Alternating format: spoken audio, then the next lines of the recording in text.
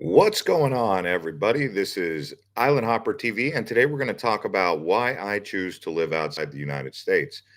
This can actually apply to anyone who lives in the Western world, whether you're from Australia, New Zealand, or Europe.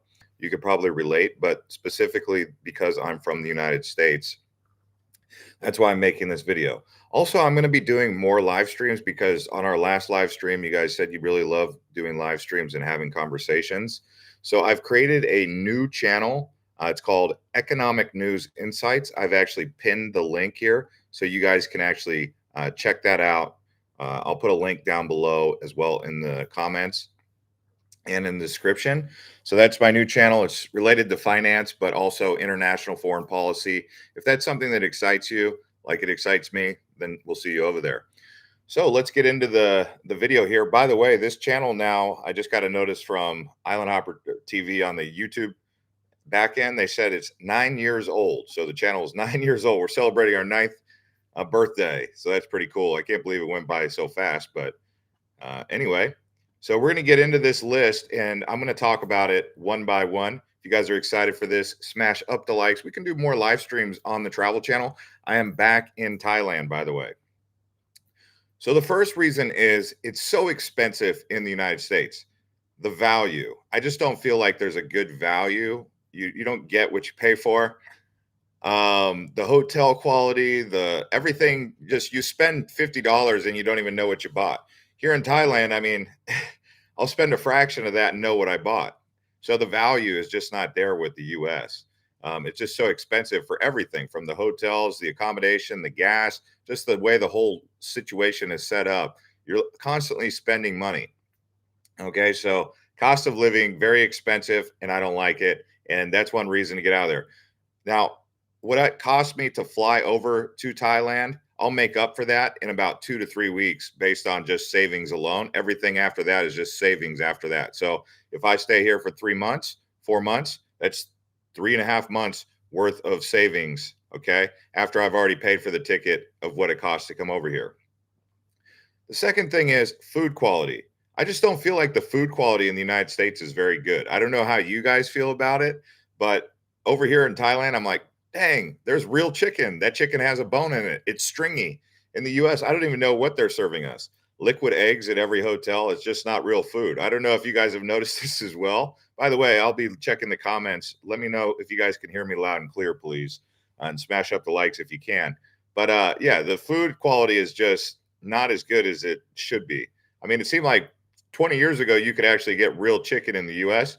You know, they say, "Oh, well, that's because you're not shopping organic." Well, organic again, it goes in line with paying extra, paying more to not eat fake food.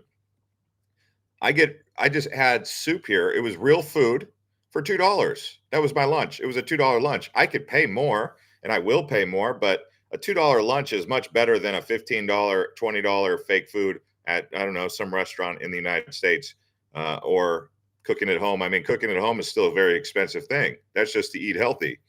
Next thing is better lifestyle. The version of me here versus the version of me there, I feel like I get a better me. Now, don't get me wrong. I love the United States. I think it's a good place to make money. I think it's a great place to raise a family. But if you're single, an empty nester, retiree, divorce, whatever your situation, I don't think the United States is going to be a good place for you to have a great lifestyle. Dating over there, that's another thing. Everyone I talk to, men and women, they all say dating out in the United States is not very good. They say it'll drive you crazy, especially when you're, previously married or, you're single like me, whether you're a man or a woman, both sides of the spectrum say it's not very good to date in the United States. I don't know how it is for you guys, but let me know in the comments. I'd be interested to hear if you guys also agree. We've got 5 likes. Thank you to everyone who's already smashing up the likes. Whereas here, I'm in Thailand right now. Someone says, same here in Costa Rica. The food is very plain, but also more natural. Yeah, you get plantains, you get, what is that? What's that favorite food that they have for breakfast? Casado, I think is what it's called in Costa Rica. It's pretty good. But yeah, better lifestyle, better dating overseas. If you're a single person, you're probably going to come across more stable person, especially in like Asia, Latin America. You got to be careful, of course, with some things. Scams can pop up, but I would say dating in the US, dating in the West, just not very good situation right now. Most people would agree, I would say. Um, Anthony says it is true. Now, also another thing, it's just more fun outside the United States. I feel like the US was more fun 20, 30 years ago. I feel like everything has gotten so serious. Everything is so serious. Like the cookie cutter, everything's cookie cutter. They want you all kind of like confined. It's kind of like shelter in place. Like, you don't even realize that it's happening and it's just happening. They've kind of just got you all single file line. You can't even go out and have fun, and it's not like anyone wants to, not, most people don't want to go out and just, break laws or anything. They just want to have fun. But you can't really do that. It's too expensive. The quality, everything is just, it's so lame. It's lame. I'm sorry. But until you go outside the United States, you probably won't know what I'm talking about. Maybe you've seen it in Cabo. Maybe you've seen it in Cancun where you're just like, this is more fun. Why can't we have this kind of fun in Key West? Why can't we have this fun in Texas or California? Like California is so boring. I was just in San Diego. I wanted to go to San Diego and explore there, but I was just like, this is just so boring. And I'm not really a big fun person. Like people who are always like, oh, did you have fun? Are you going to go have fun? I'm usually like, well, I'm going to enjoy myself. But I mean, even like, I guess you could say enjoy yourself. It's just not enjoyable. David Muhammad, what's going on, man? I know you from the cryptocurrency. You got any good coins to pick out? Anyway, Firefly, what's going on? And so let's keep the list going here. Another thing is good work life balance. Now, not everywhere is going to have good work life balance, whether you're in Dubai or you're in Bangkok or you're in Philippines or Lima, Peru, wherever you go. I mean, work life balance, it just seems like I get more work life balance. And what it is I could step outside here in Bangkok. I can get a nice lunch within walkable distance, so much variety. I can easily get a haircut. I don't have to hop in a tuk-tuk. I don't have to hop in a taxi or a Grab to go anywhere. I can like take a lunch break and get a haircut, maybe get a foot massage, maybe get some lunch, whatever I'm looking for, all within a close proximity, especially here in Bangkok. You can also see it in other places, whether you're in Bali. But in America, if I wanted to do anything like that on my lunch break, I got to get in my car, especially in Phoenix, and drive down the road. Everything's so spread out. They've paved the desert. They've just spread everything out into these suburbs. And, whether you're working in an office, which is totally separate from most of the commerce, like industrial and commerce is separate. Work from home. I mean, if you work from home, there's no way you're going to be able to walk anywhere. Even if you live in the condos, they say they're trying to build work-life balance, work-life, eat, sleep, play in the same area. We'll see if that ends up happening, but it's so fake. It's still cookie cutter. I'm thinking in my mind, I'm like, I could design something so much better based on what I've seen. But anyway, that's a big thing for me. Someone said, give us some low cap coins, forget everything else. Yeah, we'll see about the low caps. I actually have a new cryptocurrency channel called Bull Run Crypto, but I did start a financial channel, which I did post a link at the top here. You guys can check that out, the pin link, as well as the comments. But it's economic news insights. That's more than just crypto, but I do have a crypto channel. Anyway, this is my travel channel, so we'll stick on topic here, but it does relate because this is what a lot of people are interested in. They're trying to find the best value, where they can live, get the best value out of life, be the best version of themselves. And especially people who are solo or people who are single like me, whether you're divorced or you're just single, whatever the case may be, empty nester, retiree, there's a lot of us out there. And like I was talking about with the dating, you will actually meet people from the US or from foreign countries who you can relate to more over here than you would in the US or in Europe. So, like, I'll date women from my own country here in Thailand, or from Europe here in Thailand, more smooth, everything, because we're on the same page. We're like-minded. We're nomads. Whereas in the US, people, they just don't understand the lifestyle. That's another thing. Like, they just don't understand the nomad lifestyle. Everyone's so in the box thinking. So people have this very inside the box mentality, and anything outside of that is considered crazy or something might be wrong with you, this kind of stuff. Someone says things in America are so overpriced, it's crazy. That's right, Timothy. That was my very first reason. I mean, the number two reasons, which in case you're just tuning in, I already said, it's the food quality and the overpriced. So very low food quality. You almost feel like you're getting fat, fluffy, inflamed, all that. In the US, it's fake food. You guys don't even realize it until you leave. You're like, okay, You come back, you're like, this is fake food. The buffet here at the Hilton Hotel, this is just $100 a night Hilton Hotel, all real food. All of it's real fruit, like an abundance of just a cornucopia of fruit, a cornucopia of just like real chicken. It's not fake. And it's all just included with the room stay. In the US, I was getting liquid eggs, fake sausage, fake bread. I mean, it's like, just nothing about it was good. You know, that waffles where it comes out of that, you know how they like to put the waffles where you fill it up with the cup and you put it in the thing and you flip it over? Over here, they actually have real waffles. They make it right in front of you. I've seen it in Malaysia, Thailand, Singapore. All these places have real food. I don't know why the US doesn't have real food anymore. And we'll see. Someone says, Jeff, are you a fan of Andrew Henderson, Nomad Capitalist? Yes, he's cool. I follow him on Instagram. I've watched some of his videos. But yeah, some of his strategies work, some of them don't. I mean, I've been in 90 countries. I don't know how many countries he's been to, but I mean, I'm also on the same mentality as Andrew uh, Henderson. I just don't wear suits all the time. I'm more like the average guy, the guy you would sit next to at the bar. I don't really see you sitting next to Andrew Peter Henderson at the bar. You would probably bump into me at the bar. Like I had someone on my other live stream say, "Hey, remember me from the hotel in Bangkok?" I was like, "Yeah, I remember you." So I mean, people bump into me all the time in these places. Someone says crayon products presented as food. Yeah, it's fake. I mean, it's wax. We don't even know what's in it. Like those eggs, they say liquid eggs are real. I'm like, yeah, right. Anyway, the next thing is better public transportation. Thank you to the 11 people who smashed up the likes, by the way, helping to get this video out there to a larger audience. It's you guys who help expand this channel. But better public transportation. In Phoenix, public transportation is a joke. You get on the light rail, it's completely crowded with like people who are sleeping outside, homeless, if you want to call them that. There's got some guy try to sell me a chainsaw. You know, comes up to me, you want to buy a chainsaw for $3? I'm like, no, I don't want to buy a stolen chainsaw. I don't even need a chainsaw. I mean, if I was, in like I don't know the woods, maybe I'd need a chainsaw.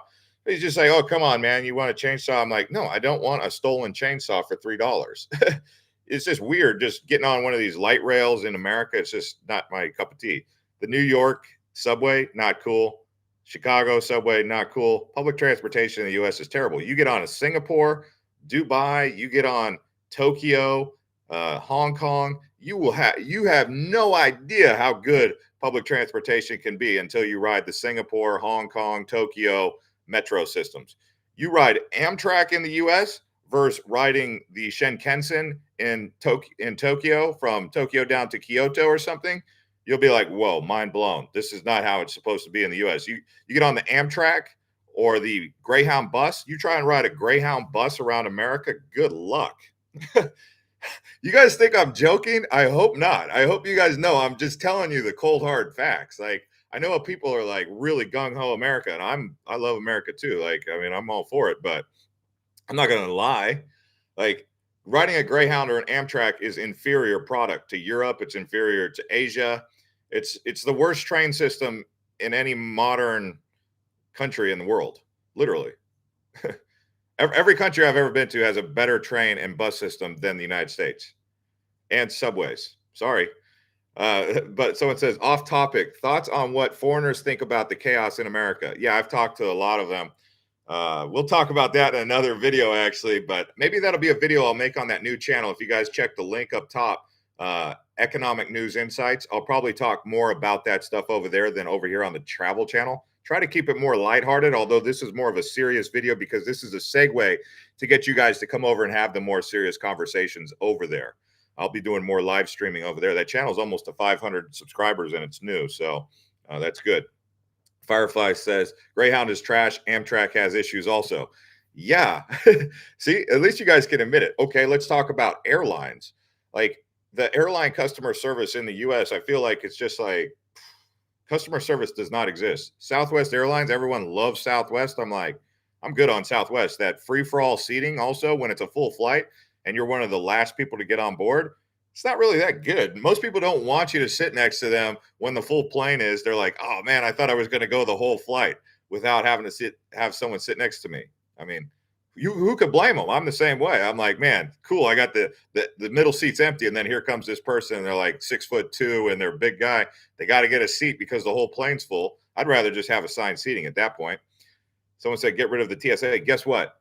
TSA is no different than any other immigration around the world, though. So TSA, every country has those people. They're all there. It's just so you can't get away from it. It's everywhere. The safety administration, whatever it's called, they're everywhere. Someone says chaos. You mean spending money more responsibly? Uh, what do you mean, am I? I don't know what you're talking about. Pup says, Amtrak, I had a guy pull a gun on someone, and when we stopped in Denver, the police came on the gun cars to get this guy, won't ride it again. Yeah, I mean, this kind of stuff doesn't really happen overseas. Violence, that's another thing. It's safer outside of the United States. Everyone thinks, oh, America, I go to live in America is safe. Look, I always tell people the suburbs in the United States are safe. You live in the countryside, for the most part, it's very safe. But you get into those inner cities. I mean, I was just in Phoenix driving around.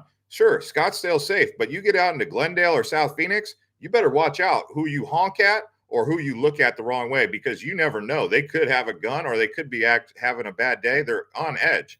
Over here in Thailand, they drive like that. And they'll honk, but it's all like but no one's going to get out of the car and start trying to pound on your windshield or shoot you. It can happen, but it's more of a lighthearted kind of call out, right? Jordan Star Wars says, I hope you're having a doing fabulous, Jeff. Thank you. How Jordan, thank you for that. Someone says, what do they say? Excellent cuisine in Lima. Why do you think US does not have real food? There is high turnover and volume of customers. The US does not use high quality food. I knew that when I brought this up, there was going to be people in there who want to fight this tooth and nail. Now, don't get me wrong. In Phoenix, it could be worse than the rest because we're a desert, so maybe it's hard to get fresh food in there. But I ate at a couple different ethnic restaurants, like ethnic being like non-American, like Japanese, Chinese. The Japanese restaurants that I went to, not good food. I come back to Bangkok, I got real Japanese Wagyu. I got real Japanese noodle. Everything is the way it's supposed to be. I ate at a restaurant called Kyoto in US. No, not good. I even the Mexican food. You're going to get better Mexican food quality down in Mexico. The Mexican tacos I had in San Diego and Phoenix, I'm like, dude, that's not even worth it. It's not even worth it. America does make a mean burger, though. We make a mean burger. The burgers are good, but even then, it's kind of like, I don't know, is this real? But either way, I don't really go live too often. I can start doing more live streams if people start encouraging it. That's why I started that other channel where I do plan to do more lives. Now, another thing is less stress and less judgment. I feel like outside the US, there's going to be less judgment. You're not going to feel as judged. Don't get me wrong, America has friendly people, but it's a very judgmental society, politically and everything. And even me, I fall into that, right? Like I'll get sucked right into that vortex where I'll pick a side because it's like sport. It's like if you're getting into politics, it's mudflinging. And when you're in the US with the news everywhere, it's all over your news feeds. It's all over your Facebook, your Instagram, your Twitter, whatever you're using. You can't get away from it. It's right in the news. I mean, you step into the airport, you step into a hotel, CNN and Fox News are competing, putting different narratives into your head. It is everywhere. And it's just chaos. I mean, people are so divided and it's just, I don't know, it's weird. Another thing that I've noticed is people are more heavily medicated in the West. I don't know, maybe they are medicated over here, but in the US, a lot of people that I talk to, they're on Adderall, they're on antidepressants, they're on something, a statin, a metformin. People are just always on something and they never really go the natural route. And I'm not saying that you have to take a medicine, but for me, I'm like, I want to go as long as I can without having to be on a prescription for the rest of my life. They tried to get me on something a long time ago, and my mom cut it off and said, no, you're not doing it. This was like 15 years ago. I said, how long do I have to take it? They said, the rest of your life. I said, oh, I got to take this the rest of my life. I said, my mom's like, no, you don't need to. Anyway, this is what they do in the US. They try to get you on a prescription for the rest of your life. And I'm a veteran, so they knew it was like easy access to get the VA to pay for it. So if you're a veteran, they're always trying to get you on some big pharmaceutical thing, right? Someone said, I have been wanting to catch you live for so long now. I watch all your videos doing my research now on dual citizenship. Keep being awesome. Wow, that's awesome. Where are you a dual citizen? Yeah, if you guys love these live streams, turn on the notifications. If you're someone who's been missing the live streams, you have to, if you already have the notifications turned on, turn off notifications and then turn back on because it resets the algorithm for you. Because I know a lot of you say you have the notifications turned on, but you're not getting notified. Well, sometimes you have to undo it and then redo it again. That's just some advice. Someone said, I just followed your channel. I love the video when you included the locations in the video. Yeah, which video did you watch? Someone said, Timothy says, it's crazy when you need 3 to 4 jobs to pay the bills. Come on, are we living to pay bills only? That's what they got us on in the US. It's crazy. I make really good money. Like if it was 10 years ago and I was making this money, I feel like it'd be a lot of money. Like I make pretty good money. I've got a lot of investments and I feel like I'm struggling over there. That's why I left. I was like, I can't stay here. I'm spending money. Money is just flying around, whether it's gas, food, just entertainment, or sometimes you don't even know. Like just a trip to Walgreens is so expensive. I don't know. I even on this channel, I know there's going to be people who are going to say, "Oh, you need to be more thrifty," and I get it, but I was over it. The value is just not there, guys. And so I know this is going to, I know a lot of people are diehard American. I'm a veteran. I was in the military for 8 years. I got a blue passport. It says it's got the United States seal on it. I always defend America. I always say America's a pretty good country. It's a great place to work. But sometimes you just got to call it how you see it. We got some problems over there. And the only way to really fix it is to call it what it is, call balls and strikes equally. I'm not a fanboy when it comes to politics. If a president's doing a good job, I say he's doing a good job. If he's not doing a good job, I say he's not doing a good job. And I prefer to be more neutral. Okay, common sense. If it makes sense, I'll say it. If it doesn't make sense, so I'm not going to just be like whatever he says or whatever she says. It's that way. I'm going to agree with it. That's not who I am. I'm an independent thinker. I take pride in being an independent thinker. I'm not a groupthink kind of person. I do like to be a part of groups. But the reason I travel solo to begin with is because I'm an independent thinker. If I thought like everyone else, I would just be working a 9 to 5 back in the US doing the hamster wheel. You get it? David says, you're absolutely right about the prescription drugs in the US. Yeah, it's unfortunate. I mean, we know what you're talking about. That thing, that was, I hope that doesn't happen again ever. There's so many people who are trying to get that out of their system. I'm not even going to get too into that because I don't want to but yeah.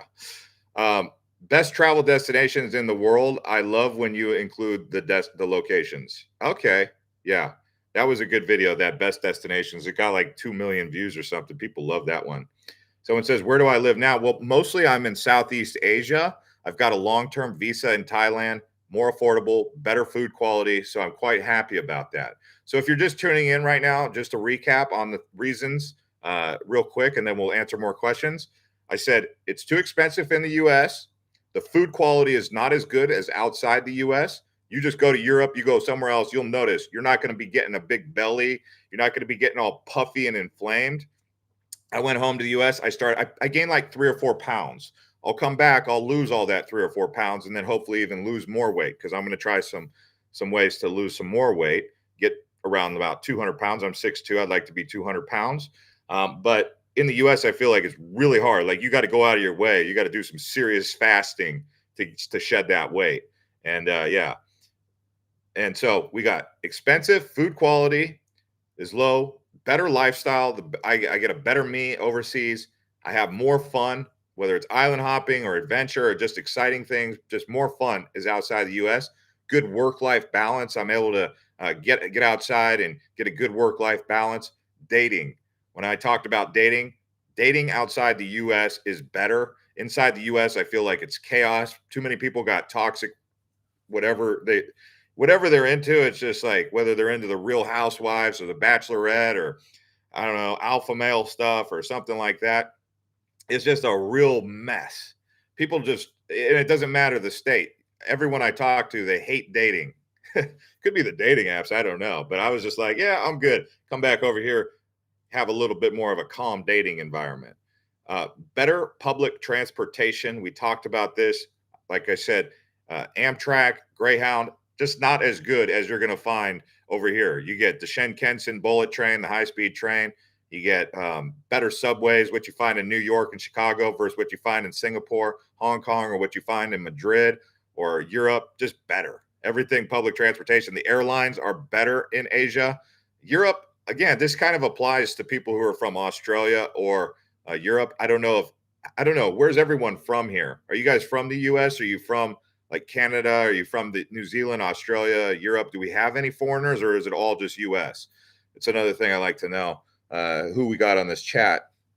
And then I said, less stress, less judgment. The political polarity is just so dividing in the US and you feel it in the air everywhere you go. And I just don't like that. I feel like it stresses me out if I even participate in that. So I try to avoid it. Like one of the reasons I try to get over here is to avoid it. Another thing that you could even mention, it's a more affordable healthcare. Like I'm going to the dentist tomorrow. They're just going to do a teeth cleaning. It's going to cost me like $60. If they want to whiten it, it's another $60. So for $120, I get real white teeth. And then I get, well, I'm not going to say my teeth. These are natural teeth. I don't have any like fake anything. It's just natural. But you know, they'll whiten my teeth and they'll clean them for $120. That's a pretty good price. Or if I wanted to get like skincare, because you know I'm getting older, I get wrinkles and stuff, and they'll do a nice skincare. Like, I mean, it has nothing to do with being fresh or fruity or whatever you guys want to say. It's taking care of yourself. You want to take care of your skin. You know, for me, especially with all the sun and exposure that I get from all the traveling and stuff and drinking, rosacea, all that, they actually have like really good face treatments that can take care of some of those things that you have on your face, or if it's acne or blackheads or whatever. And you know, I did some of those in the US. They're more expensive and they're not as good. So that's something to take into consideration. Like we talked about, safer. I feel like it's safer over here. There's less gun violence. Like, you know, road rage incidents over here won't end in tragedy like they will in the US. Whether it's because of the guns or not, that's not the subject. It's just people are just more unhinged over there. You know, they say guns don't kill people. Crazy people kill people. That's I would say so. Yeah, I mean, because anything could be a weapon, whether it's a baseball bat or a crowbar or a car could be turned into a weapon. Why do they? I mean, these days you have people driving cars into crowds. That happens over in the U.S. more than it does. It happens in the U.S. and Europe more than it does outside. I don't know what's going on, man. There's a mental health crisis. We just talked about the pharmaceutical addiction where everyone's on something. I mean, pretty much all the people under 35 that I talk to are on something. Most of them are on Adderall that I talk to. And you don't even know people are on Adderall until you kind of start prying. And you're like, so do you take anything? And they're like, well, I just take a little bit of Adderall here and there. I've never taken Adderall. I never wanted to get hooked on Adderall, but a lot of people are on that stuff. Uh, and you know, another thing is expanding your worldview. That's another great thing is like living abroad. You get this worldly experience. You know, it's pretty good. Um, Someone says, Jeff, how much do you think is necessary to retire from U.S. cold turkey, own a home in Thailand, healthcare? Well, first of all, this idea of owning a home, throw that out the window. You're not going to, you have to get off this idea of owning if you're going to live outside the U.S. because in Thailand, you can't own anything. Philippines, you can't own anything. Foreigners can't own anything. So you're going to have to change the word from own to rent or just, I mean, do you really need to own something? Like, I just rent everything nowadays. I mean, it's just way easier. Like, I'm out of pocket. I got my suitcase. The only things I own are this computer, my phone, and like my clothes. Everything else is like whatever. The only reason I need a computer and a phone, I mean, I'm hoping to retire from those too. Like, I don't want to have anything possessing me. No possessions. I don't want to be in possession of anything but just, you know, life, simplicity. I've owned big cars. I've had Ford Raptors, Cadillacs. I've owned 4-story homes. I've owned condos. I mean, the only thing I own now is investments. If I own anything, it's an investment. That's it.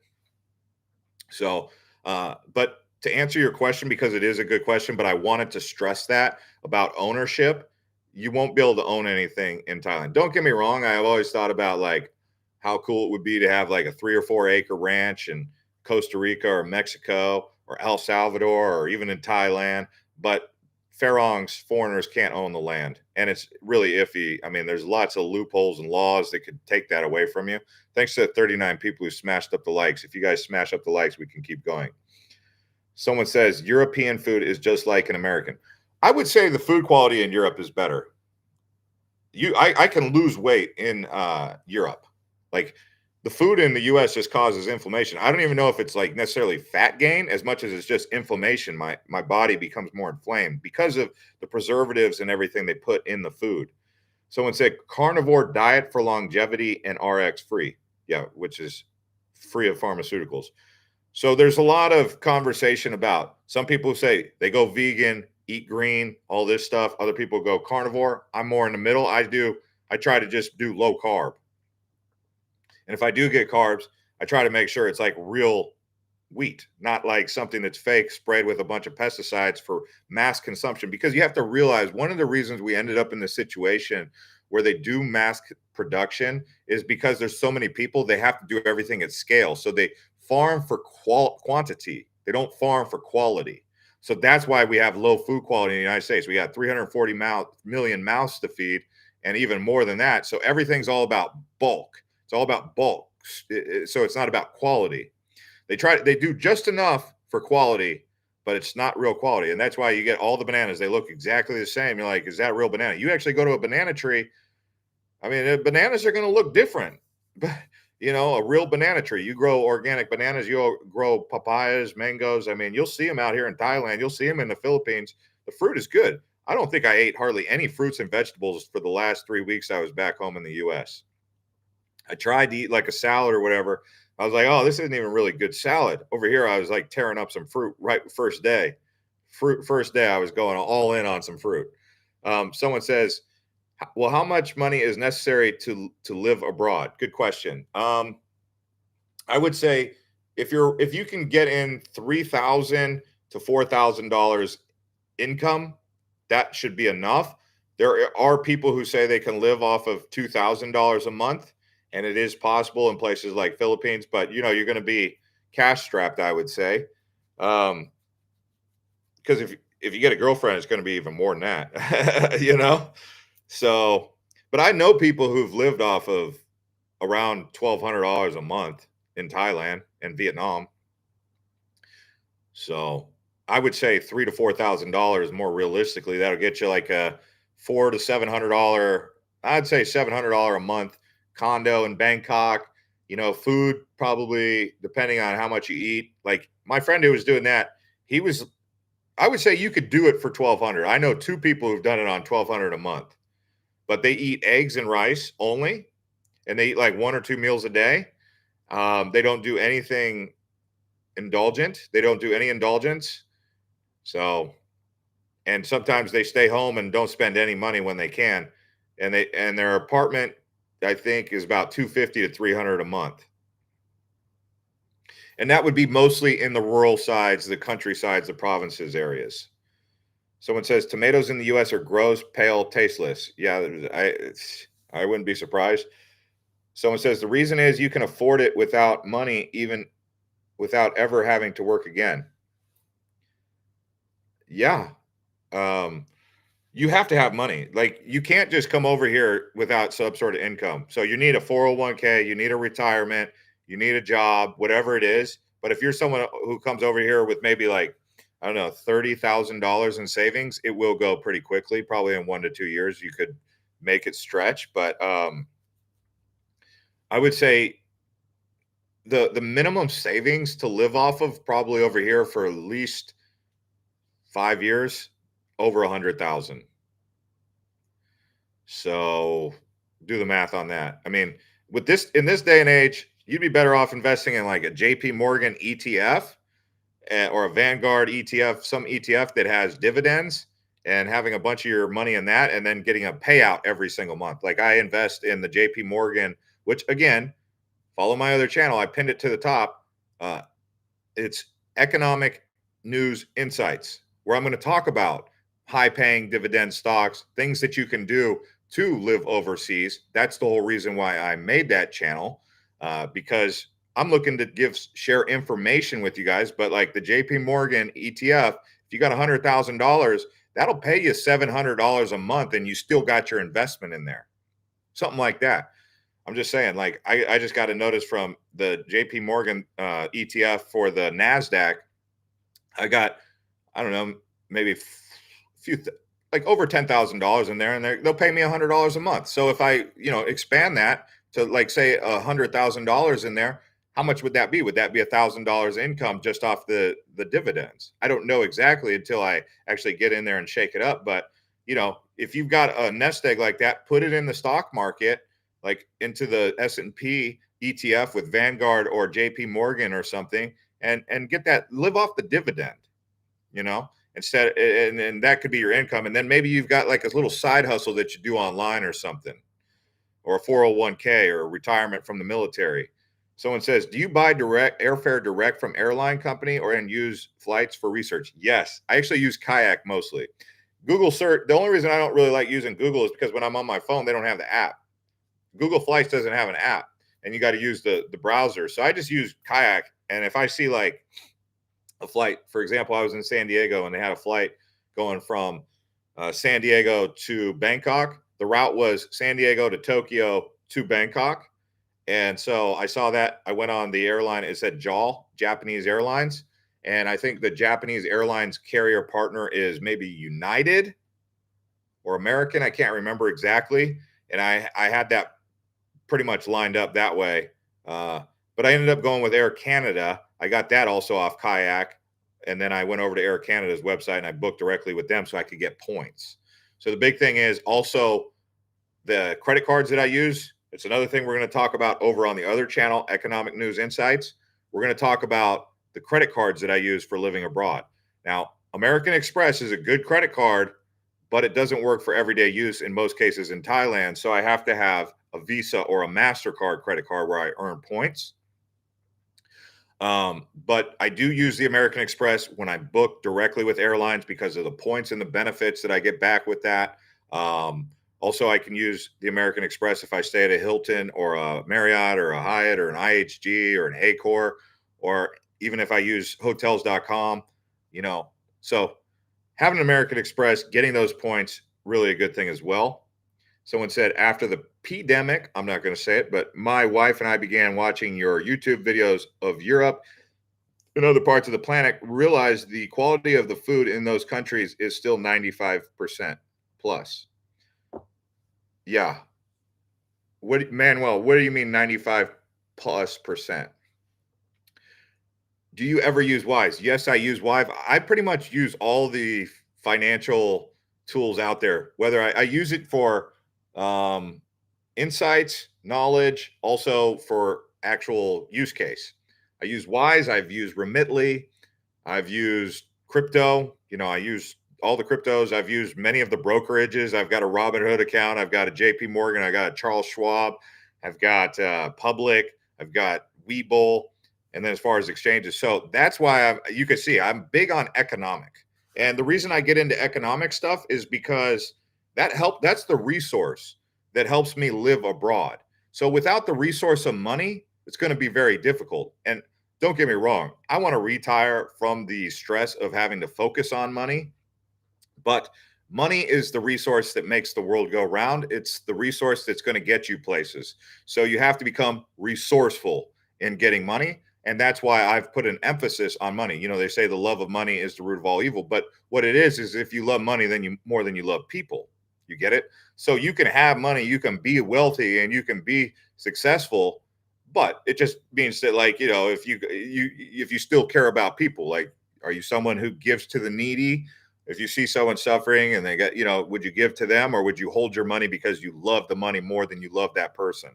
I'm not saying you have to give to everybody, but that's the approach that I believe with the love of money is the root of all evil. But I think that if you're someone who, wants, like, I spend money, I believe that money is made to be spent. Okay. I make investments and that money is tied up. But when I have money, I'm not like trying to really get too much of a deal. I only do bargaining in these countries because they like to bargain. So, like, do I care if it's $4 or $5? Not really. I don't really care if it's $5 or not, but I'll just make a joke. I'll be like, oh, come on, man, you can do it for $250. They'll say $300. I'll say, oh, 250. And they'll be like, okay, okay. And I just like doing that because I like that exchange with the people because it's part of the culture, whether you go to the Middle East or not. They always aim high and they want you to negotiate. That's how you get to know your trade partner. So something you know, people in America, they don't barter because everything's set list price. You can't go to Walmart or Target and negotiate the price with them. You know, it's pretty much with all corporations, you can't negotiate the price. I don't think there's anywhere in the US you can negotiate the price. Once you go out of the US, get ready to negotiate, whether you're in a market or not, because they're going to set the price a little bit high so you can bid down. If you take the first price, that's good. Great. You're a nice guy. You're better than me. I mean, my first few times, I always take the first price, but as time went by, now I've started to realize, oh no, they will tell you, negotiate the price. Even the locals will tell you, negotiate the price. Someone says greed of money is the root of all evil. Yeah, greed of money. Greed is like if you scam someone or you hurt someone in your effort to get money, then that's dirty money. So it's like you getting clean money is not evil. You know, it's and don't get too don't beat yourself up too much about it, I would say, because you might make some errors along the way, like let's just say that you have a YouTube course or something and not everyone succeeds with your YouTube course, but some people do. It just means it might not be your fault that you were giving away the information, and it's up to that person what they do with that information. It's like college. Like some people are going to take that information, they're going to do big things with it. Some people are going to take that information and just totally not do much with it. Does it mean it's a ripoff? Well, it could be for one person because they didn't know what to do with that information. That just meant they were a fish out of water in the wrong situation. So, when I say scamming, that's what I'm talking about. So, like, if you're defrauding or scamming someone, that's dirty money. That's greed. That's not good money. If you're someone who provides an honest service and you do the best job you can, that's honest money. You can sleep good at night knowing you made that money. But yes, money is freedom. Money is a resource, and you should become resourceful. That's the way I look at it. So someone says, I definitely use my Amex to book hotels and flights. Yeah. But like if I were to go to a restaurant here in Bangkok and I try to pay with my Amex, they're like, no, no, no, we don't take Amex. Oh, okay, here's my Visa. Because I prefer to use my Amex because everything's more easily set up with my bank account. But I use the Chase Inc. card. Like I said, follow my other channel that I just created. I'll be talking about all of that over there. I pinned the link up to the top. You guys can see that link, Economic News Insights. And I'll talk about all that stuff. And actually, I'm going to leave it up to you guys in the beginning to dictate the style of content. But most of it is going to be how to become more economically resourceful. That's the whole idea, how to navigate the waters when we got tariffs and economic uncertainty, but also how to get more money. That's the main reason. Now, I'm not going to do that on a travel channel because people don't follow this travel channel for information about how to get money, even though they should, because like without money, you ain't going anywhere. You're not getting off the ground. That plane ain't leaving with you on it unless you got money. But I am making that channel specifically for money. That's why I have my cryptocurrency channels, because those are the ways that I became resourceful. I made this video specifically to get you guys to come over there for those of you who are interested in that, because I'm going to still stick to travel on this. But I made this video with full transparency about why I left, or I choose to live outside the United States, because it's relevant to travel. Do I like cruises? No, not too much. Cruise ship passengers are not my favorite crowd to be around. Maybe if I was like if I was with a family, sure, I think it's okay. It's the same reason why I'm not a big fan of 5-star resorts. As you guys know, I just wrote that book, The Diary of a 3-Star Gypsy. And the reason I call myself a 3-star gypsy is because I like to stay in 3-star hotels. I don't really need the 4-star. I don't need the 5-star. I definitely don't want a 1-star. I'll take a 2-star, but 2 to 3, 4-star, anywhere between 2 to 4-star, but right in the middle is a sweet spot, 3-star gypsy. I like to travel around and stay in 3-star hotels. If I go to a 5-star hotel, it's kids screaming at the pool. Everyone's in that mood. They're on vacation. I'm not a vacationer. I'm a traveler. So if I'm in vacation mode, sure, I'll go on a cruise. I'll go to a 5-star hotel. But when I'm actually traveling full time, like I am now, nomadically, no, I don't want to be around cruise people, and I don't want to be around 5-star hotel crowds because they're on vacation. Nothing against those people. More power to them. But I'm a traveler. So I don't want to be in that vacation environment around people who, because vacationers, when they're on vacation, they want the world to come to them. I'm more like living day to day. So it's not really my cup of tea. But if I was to go on vacation, sure, I'll do a cruise. Someone says, ready to go, Melissa. I enjoy the informative, fast paced videos. What's your top advice for someone close to famous 1K subscribers on YouTube? I would say, okay, what's your channel about? I would say the best thing is to think of yourself as infotainment. So the travel niche has become very saturated. And one of the big reasons it's become saturated is because AI. It's probably the case with many niches, but if you're going to do travel content, think of yourself as infotainment. Don't fake who you are. Be yourself authentically. Like you'll notice I don't really like do anything like too over the top. I don't try to, because that's not my energy. Because if you come in with that kind of like fake energy over the top, you have to maintain that. So it's easier to just be authentic and be your real self, and think of yourself as someone who's providing real useful information to people. I think that's what people really will gravitate towards. There are some people who only want entertainment, so they'll follow Logan Paul or Jake Paul or someone who's like over the top like that. But those guys, for the rest of their life, are going to have to live up to that character that they've built of themselves. Someone says, you ever think about living in the Caribbean? Yes, I have. It's just simply beautiful, but it's so expensive. So there's a problem. I'm a frugal person. I don't know. Even if I had millions of dollars, I don't think that I would change that much, but I probably would if I had millions of dollars live in the Caribbean. So again, it's just a matter of how much money I have. But Caribbean, BVI, Virgin Gorda, I mean, that's the billionaire's playground right there in BVI. But lots of stuff going on. Someone said, do you prefer Asia over Portugal? Yes. Yes. Cheaper, more fun, more exciting. Um, Portugal is good, but I mean, I'll go to Portugal. Here's how I determined whether I like a place or not. If I go there and I want to extend my vacation, that's when I know that I like a place. There's only a few places in Europe where I go there and I'm like, hey, I want to extend my vacation. Greece, Switzerland. But see, the problem there, expensive. So I talked myself out of it because it's expensive. Montenegro, those were places where I wanted to like stay a little bit longer than I planned on it. Uh, in Asia, I'll come across places that I want to stay, like Ho Chi Minh City, Vietnam. Most of it is economic related. Like if I see that it's a good value and there's things going on, I'm like, hey, I could live here, get a really good value out of it. Like Dubai, I'll stay in Dubai in like the shoulder seasons, which are April, May, September, October, when it's still hot. But once it gets into December, January, February, March in Dubai, Qatar, it gets expensive because everyone from Russia goes there. No, I'm just kidding. No, seriously, everyone from Russia does go there, but I feel like it. I'm like, this is mini Russia in Dubai right now, but and they're totally friendly. Like I have nothing against Russians; they're totally friendly to me. Never had a problem with any of them. But I'm just saying they come there for a holiday and it fills up all the hotels and the prices shoot up. But then when it gets hot, they go back to Russia. It's not just Russians though. It's other places, but a lot of European also. Ready to go. Melissa says, "Thank you. Yes, I'm for practical info and travel planning. No BS. Yeah, it'll be good if you stick to that.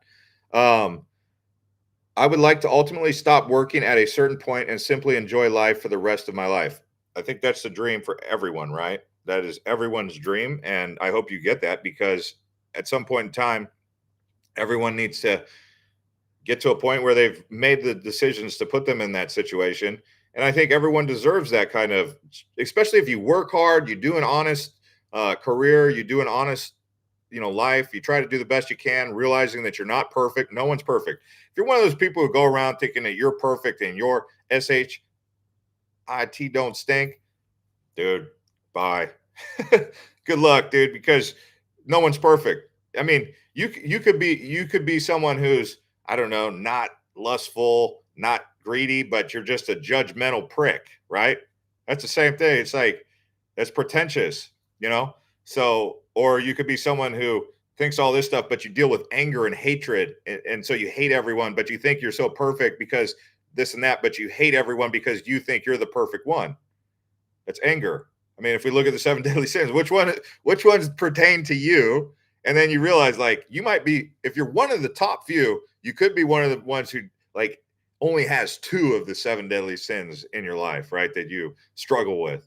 But most people are like around like three, four, sometimes five, some people all seven. But I would say that if you're one of those types of people who's pretentious and thinks you're a perfect person, everyone else is flawed, it's not going to be good for you.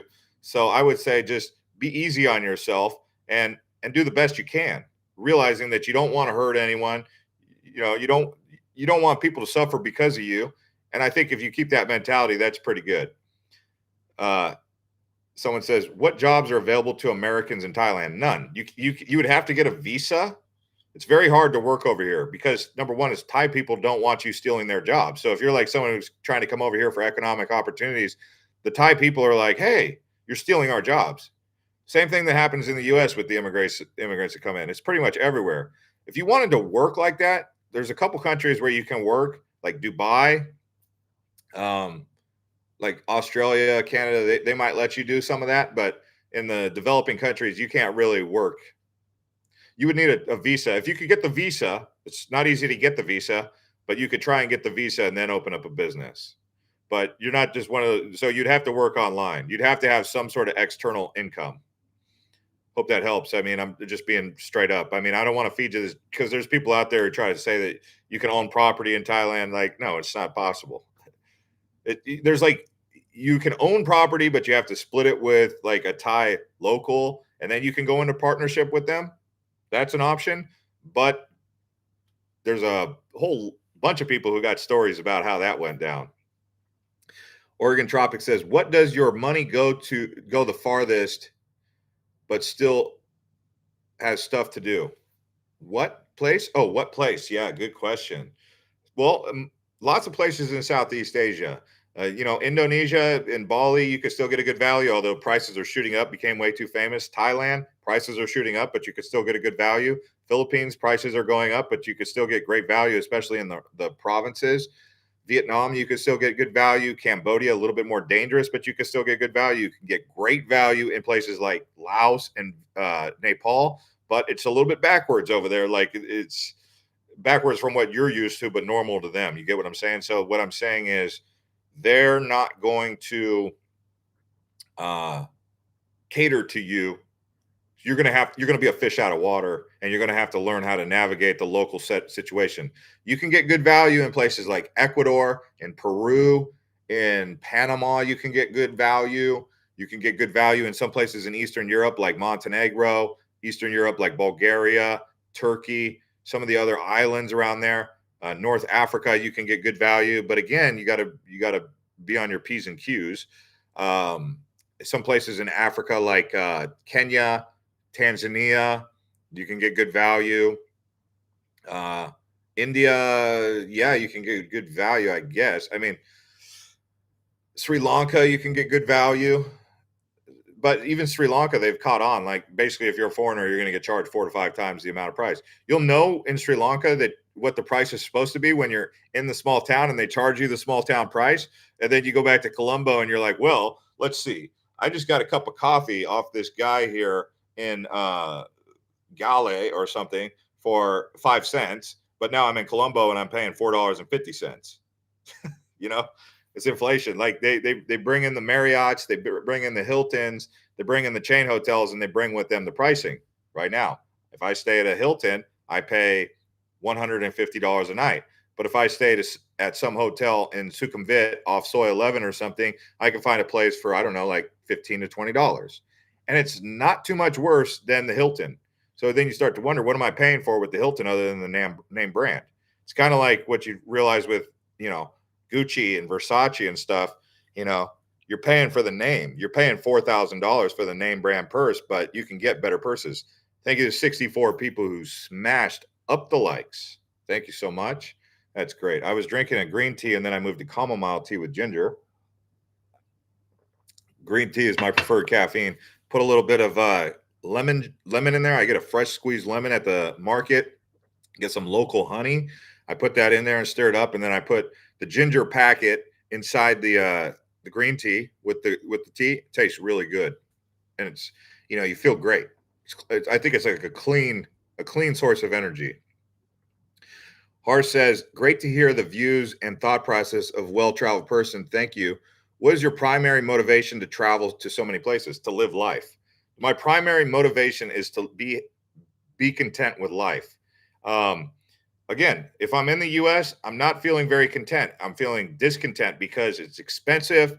I don't feel like the value's there. I feel like I'm gaining weight. I feel like I'm not living a healthy lifestyle. When I'm out of the country, I'm exercising every day. I'm walking every day. Everything's very accessible. So it's just overall just a better lifestyle for me. Like my friend said, he texted me this. He said, I don't like the version of myself when I'm home in the US.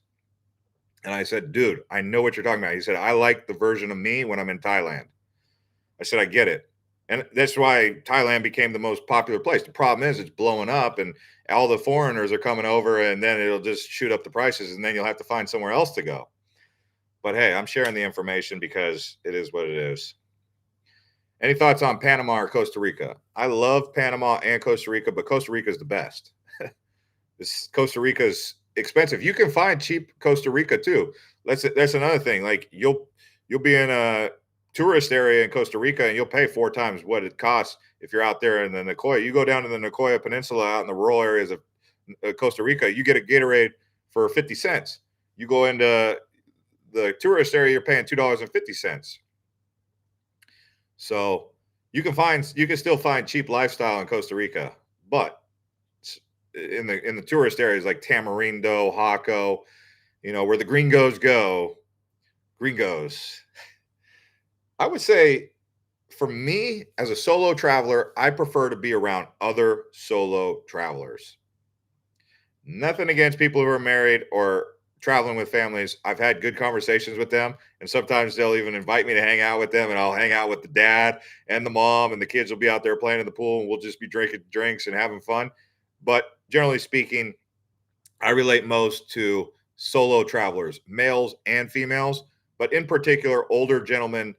I I like older gentlemen because I learn from them.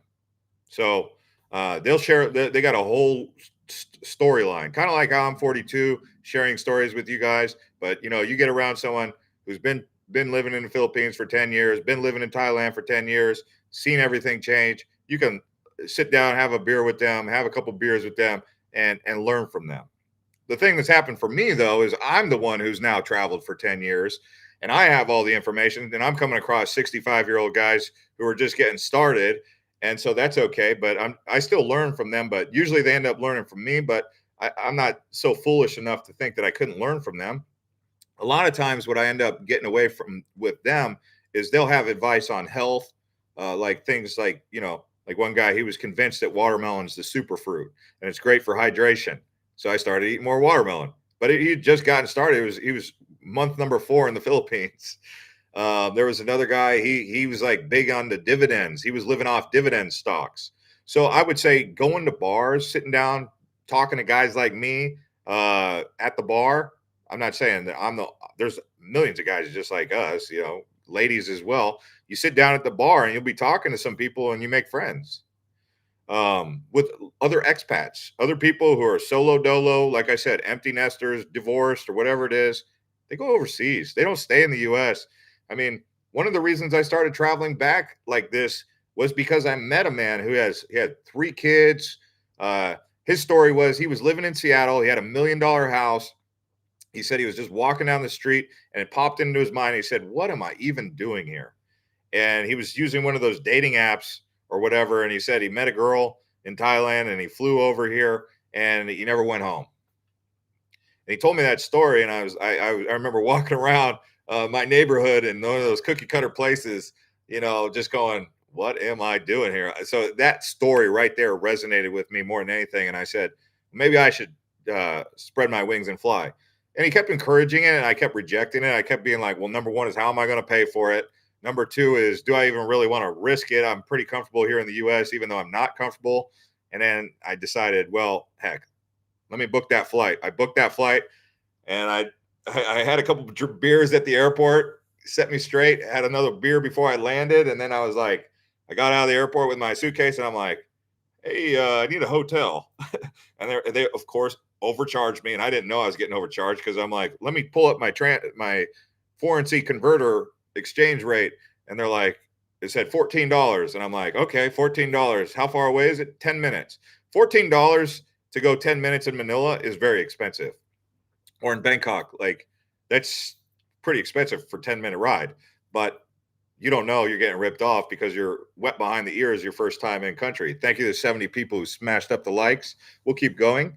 Um, VA House says, feel free to bring me on your finance channel. I'm 34, zero in debt, 200K a year salary, 500K in savings, working my way to be able to travel abroad. Like you, dude, you got enough. That's enough money right there, man. You're good. Find a rental company and rent out those companies. But yeah, you can subscribe to my travel channel. I put the link at the top. It's pinned comment.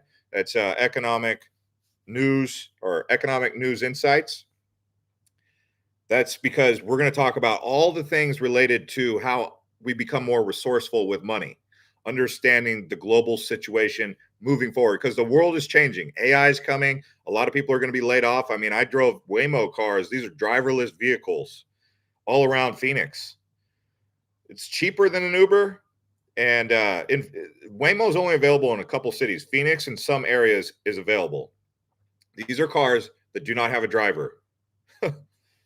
At first, you'll be like, okay, let me pay attention to this guy, make sure how he pulls out in front of traffic. Okay, that was smooth. They do a little bit of herky jerky, but I mean, what's going to happen to all those people who are living off of Uber, Lyft? I mean, it's cheaper. Like, are you going to pay more to go with the Uber because you want to support someone's job, or are you just going to save? I mean, it's like 30% cheaper. Like, since when I paid $5 to ride a Waymo about 10 minutes. That same ride on Uber was probably $15. In that case, it was like 3 times more expensive. And the reason is because it's an electric vehicle. There's no driver pay. There's no insurance, all that for the driver. It's just for the car and the passenger. I don't know. Someone says, what do you use phone for making videos? I use an iPhone. That, like, I'll always just go like this, but it's kind of hard. You want to pan slow. You guys, a lot of people are always complaining. They're like, hey, can you slow down your panning? Because it strains my eyes. And I'm like, oh, I see it. Okay. So I got to go like this. But then it's too slow for me. I'm like, that's panning too slow. But when I'm walking like this, trying to film for Instagram, I'm like, oh boy, keep the camera steady. So getting a gimbal, I would say a gimbal, and I've used gimbals and I still get people to complain. So there's not really a phone or a gimbal that exists right now that'll allow you to do it. Someone says, how about Okinawa? I've never been to Okinawa. I've been to Japan, been to Kyoto, Osaka, Tokyo. I've been to Fukuoka, which is on the Honshu, or I think it's Honshu. I went to Nagasaki, but I haven't been to Okinawa. Okinawa is kind of hard to get to. It's like this little island. It's kind of like going to Phu Quoc in Vietnam. Like, everyone's like, go to Phu Quoc. And I'm like, okay. But if I go to Phu Quoc, then I got to get an additional visa to get back into Vietnam. So I still need to get to Phu Quoc. That's like one of the only islands I haven't been to. I've been to so many islands. I've been to pretty much all the islands in Thailand. And I've been to like 30 or 40 islands in Philippines. I've lost count. I was thinking about making an app that keeps track of all of that for you. Again, if there was enough demand for it, an Island Hopper TV app, I would definitely put it together. And basically, it's all the things that I would want from a travel app, except for I probably wouldn't put a booking engine in there. It would just be more or less like ways to track your travels, but on your phone. I've used a couple of those apps, but they're glitchy. So we'd have to make one that doesn't glitch as much, if it's possible. I mean, sounds good in theory, right? Someone says, did it before I had kids and going to continue in a couple years when they are out of the nest. Always told them, when you are 18, I'm out with my backpack. You can stay or come. Exactly. If you got kids, show them the way.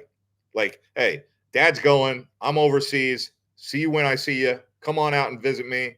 always looking forward to seeing you, but I'm out of here. Like that's the route, right? I know that feeling. I know the feeling because you're like, hey, I'm fed up. I'm not going to keep paying this high price, living in the house, empty nest, all this stuff. There's a lot of people out there. I bump into you guys out on this. I see people. I don't know if any of you guys have met me, but I was in Malaysia. I meet people. I was in Thailand. People who come up to me, hey, Island Hopper. Hey, Island Hopper. I get that all the time.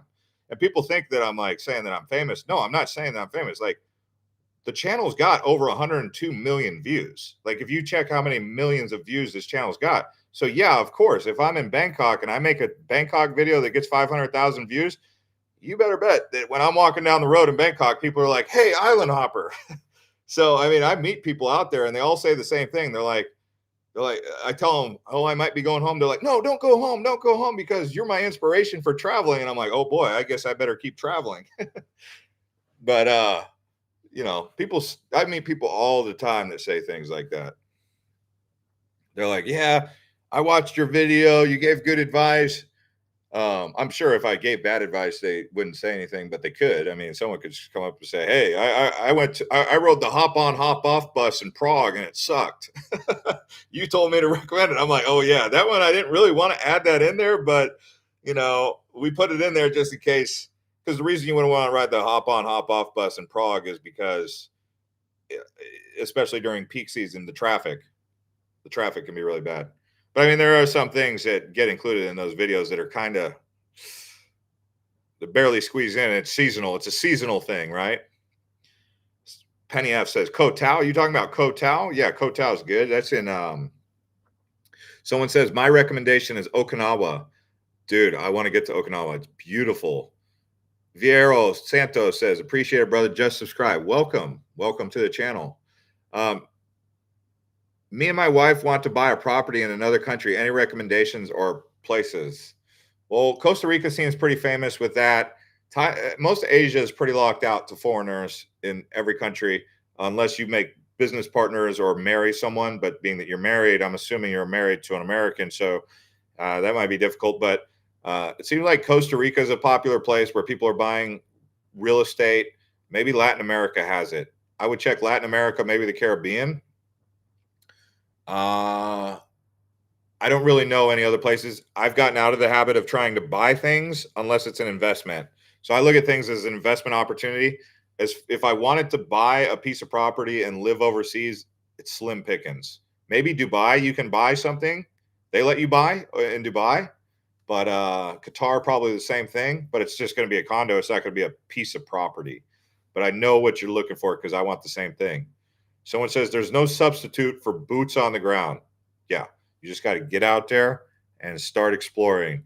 I mean, if you're anything like me, you watch a couple videos before you go. I always do a little bit of preparation. I go to my favorite resources, the people I know I can trust to get the good information without wasting my time. That's why when we make videos, it's straight to the point. We try to, within 30 seconds, you're already getting everything you need out of the video starting ASAP. And we try to make it quick in the beginning. So you're already by the time you're 2 minutes into the video, you're already getting 4 or 5 things to do or 4 or 5 places out of it. Typically, that's just like our policy is because I've watched a lot of videos and it's just like wanking around. It's like, they're like, hey, blah, blah, blah, over here. Like, oh, life update. Check this out. I'm like, dude, I didn't watch this video for a life update.